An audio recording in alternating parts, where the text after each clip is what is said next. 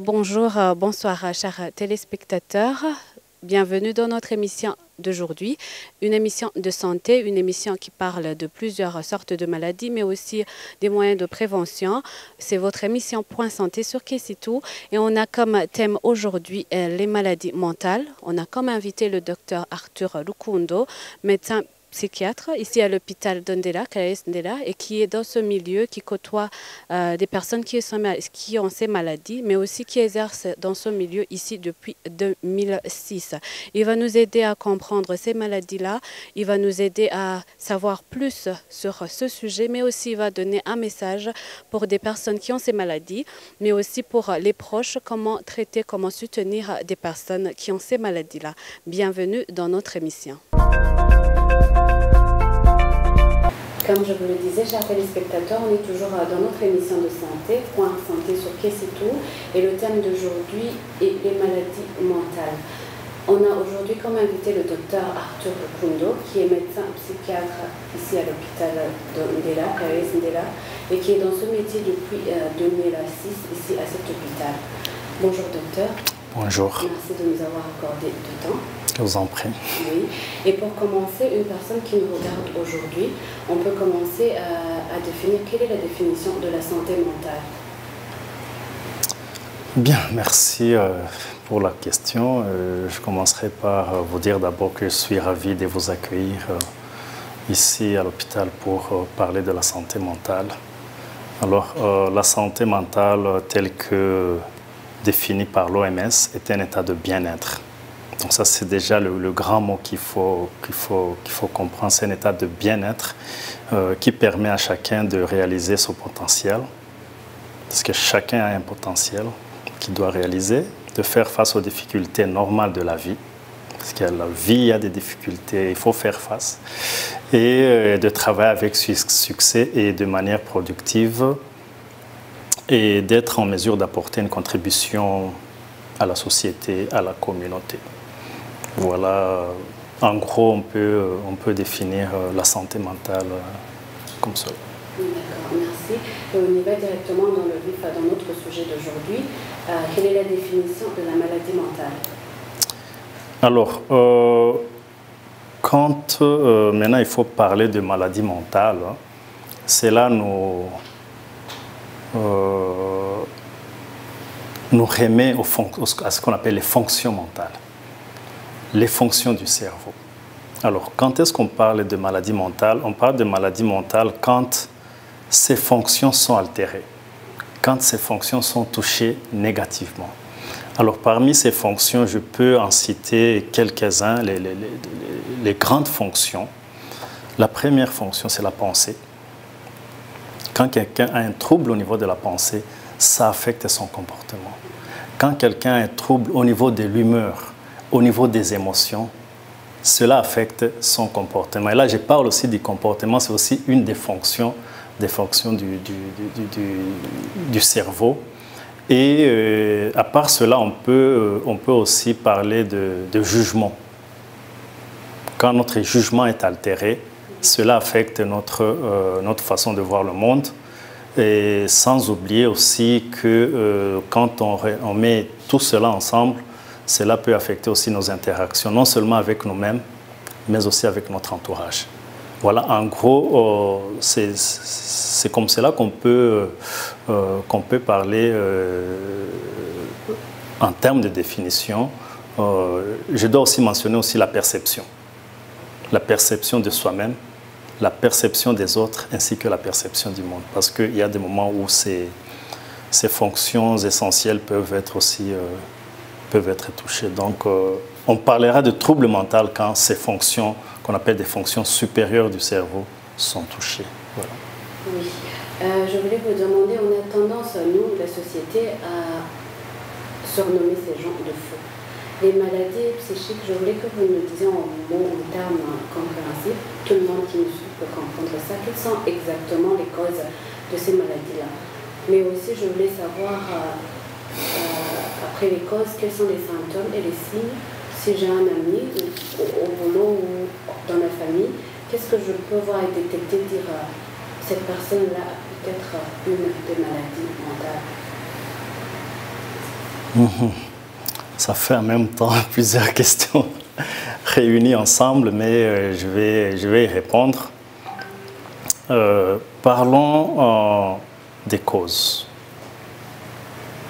Alors, les causes sont multiples, mais on les regroupe en trois grandes causes, disons. Il y a des causes psychologiques. Il y a des causes biologiques. Il y a des causes sociales. Alors, juste en donnant un exemple pour chacune de ces causes, sur le plan psychologique, ce qui peut entraîner une fragilité ou une vulnérabilité et faire en sorte que quelqu'un développe la maladie mentale, c'est ce qu'on appelle souvent les troubles de la personnalité. Et ces troubles de la personnalité se développent, surviennent au cours du développement, ou bien se forgent au cours du développement. C'est ainsi que nous ne grandissons pas tous dans les mêmes conditions, nous ne grandissons pas tous dans les mêmes, rencontrant les mêmes difficultés. C'est ainsi que certaines personnes peuvent grandir et à la fin avoir ce qu'on appelle un trouble de la personnalité. Alors, juste pour faire plus simple, quelqu'un qui a un trouble de la personnalité, souvent c'est quelqu'un qui ne s'adapte pas aux difficultés de la vie. Il ne sait pas s'adapter. Quand il y a un échec, il ne sait pas se relever. Quand il y a même une réussite, il ne sait pas jouir convenablement. Mais souvent, les difficultés de la vie, vous savez qu'on parle souvent du stress, sont des gens qui vraiment ont des difficultés à aborder ou bien à survivre au stress. Et aussi à comprendre les difficultés au niveau des interactions avec les autres. Donc, voilà en gros pour les causes psychologiques. Et ensuite viennent les causes biologiques. Alors, quand on parle de biologie ici, il faut comprendre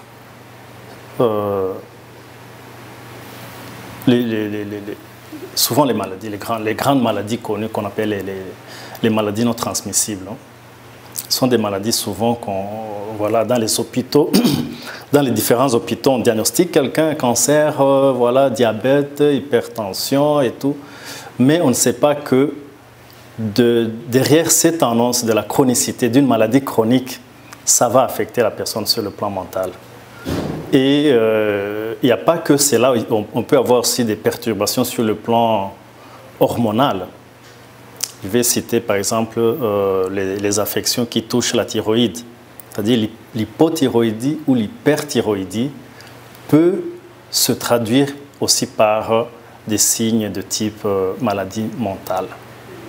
Donc, quand je vous parle de ces maladies qu'on appelle les maladies non transmissibles ou en anglais non-communicable disease, il y en a plein. Il y en a beaucoup et plusieurs personnes sont touchées par ces maladies et comprenez par cela aussi les cas qui doivent être aussi accompagnés sur le plan psychologique. Alors, en troisième lieu, ce sont les causes sociales. Alors, les causes sociales, il y en a beaucoup, c'est-à-dire c'est ces problèmes qu'on rencontre au cours de la vie, c'est ces problèmes qu'on rencontre dans la société, au travail, je veux dire en milieu de travail, à l'école. Et il n'y a pas si longtemps, nous avons connu une pandémie qu'on appelle le Covid-19. Ça, c'est un exemple plus parlant où voilà, plusieurs personnes ont perdu leur boulot, ont perdu leur travail et à la fin, ils ont développé des maladies mentales parce que voilà, ils vivaient parce qu'ils avaient un boulot. Ils vivaient parce qu'ils avaient un travail. Et quand on n'a pas de travail, ça se répercute sur la vie de la personne. Ça va se répercuter aussi sur la vie de sa famille. Donc, il n'y a pas que cela, il y a aussi les conflits. Et je peux citer aussi les conflits qu'on trouve dans les familles. Ces conflits sont aussi source des perturbations sur le plan mental. Actuellement, je pense que vous êtes au courant que nous sommes en train d'assister au nombre de divorces qui sont en train d'augmenter dans notre pays. Ça s'accompagne des perturbations. Surtout quand il y a les enfants qui sont dans ces familles. Et voilà, il y a même, on assiste à des cas d'homicide entre parents, entre familles. Donc, tout ça aussi sont des causes sur le plan social qui à la longue, entraînent des maladies mentales. Alors, ça, ce sont les causes.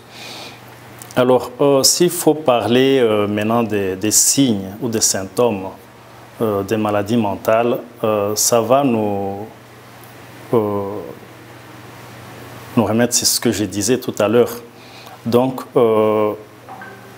il faut revoir ce qu'on appelle les fonctions supérieures du cerveau.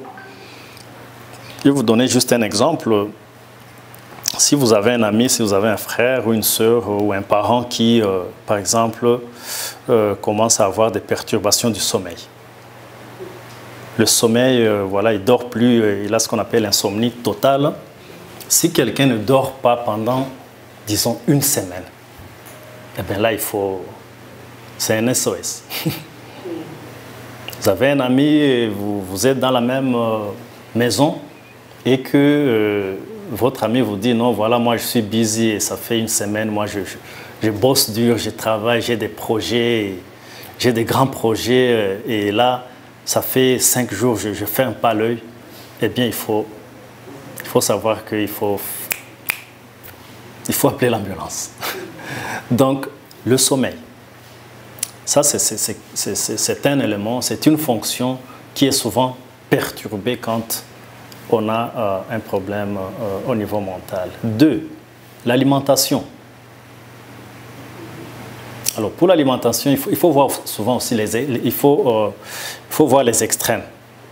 Si vous avez un ami et que voilà, et que vous remarquez voilà, qu'il mange à l'extrême, qu'il est boulimique, on parle de boulimie, qu'il devient ou elle devient boulimique et qu'elle prend ou il prend du poids pendant un laps de temps, il faut recourir à un psy, que ce soit un psychologue ou un psychiatre. Ça, c'est la deuxième fonction. La troisième fonction aussi, c'est dans ce cadre aussi d'alimentation, je ne peux pas manquer de parler de la consommation des substances psychoactives comme l'alcool.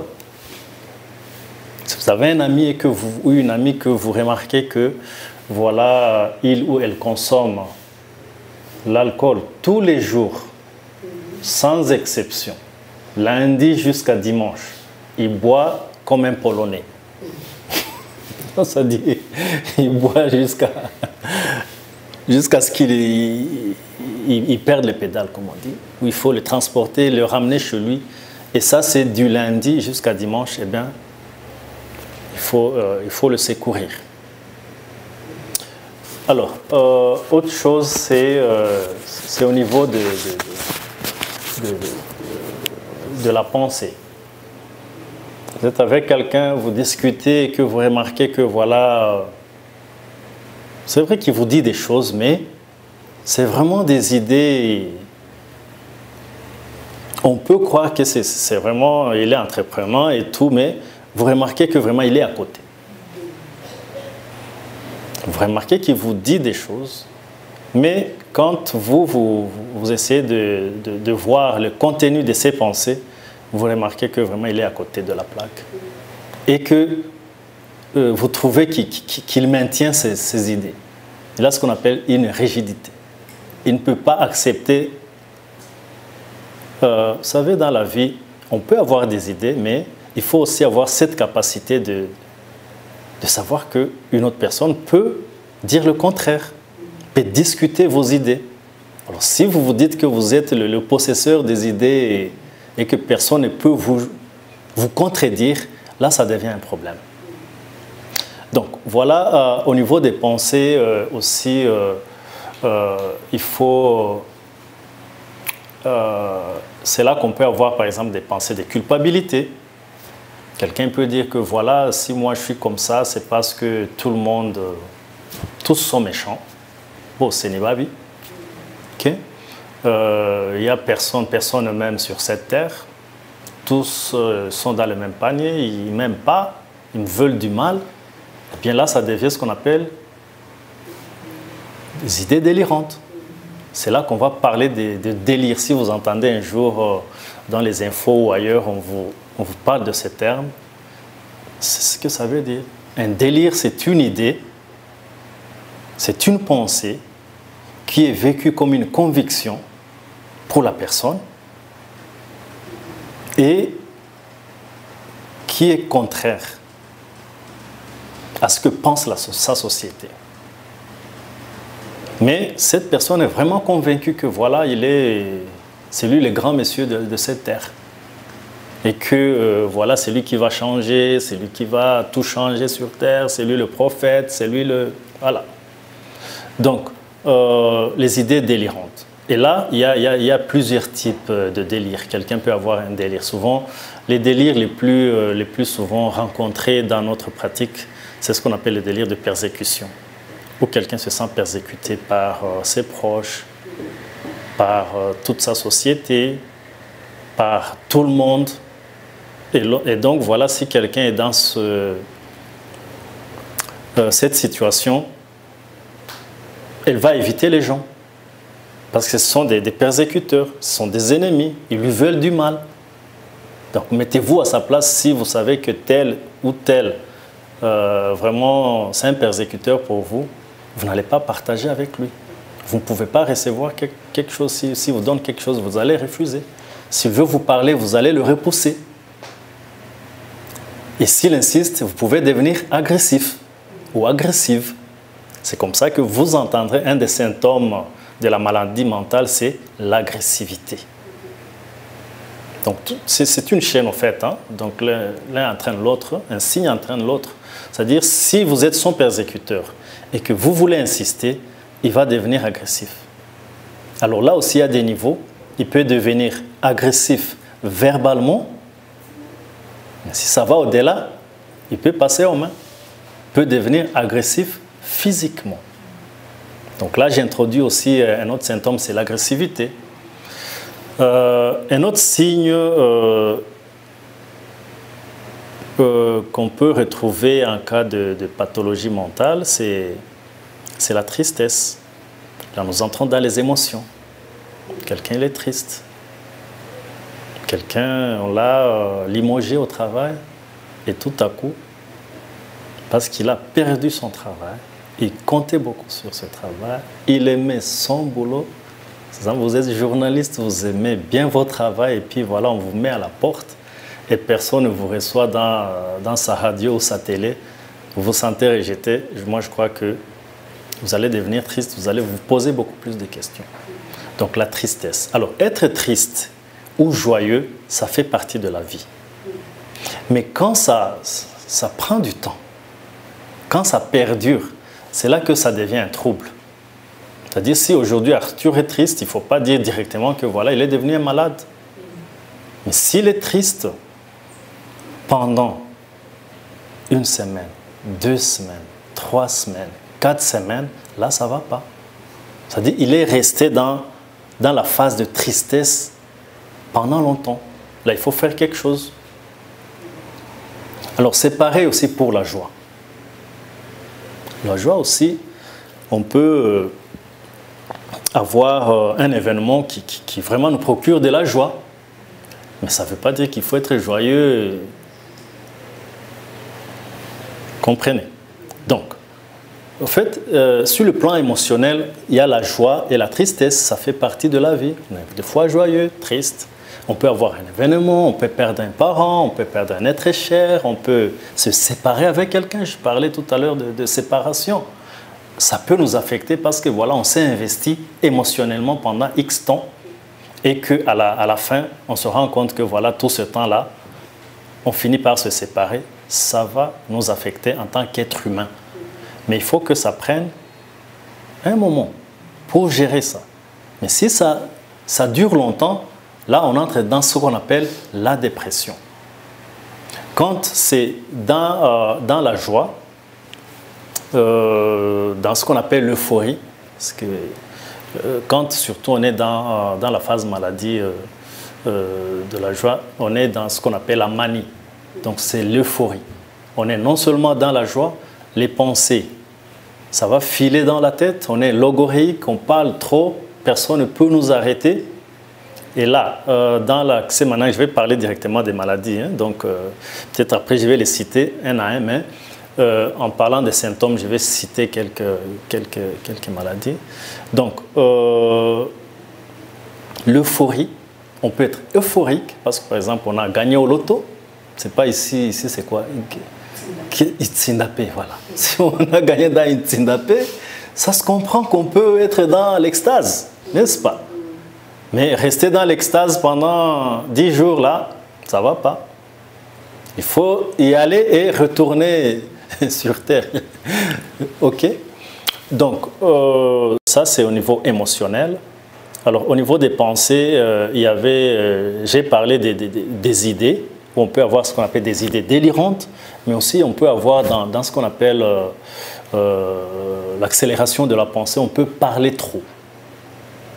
Là, on parle de salade de mots ou bien de logorée, où quelqu'un il parle, vous lui donnez la parole, il va vous parler pendant des heures et des heures.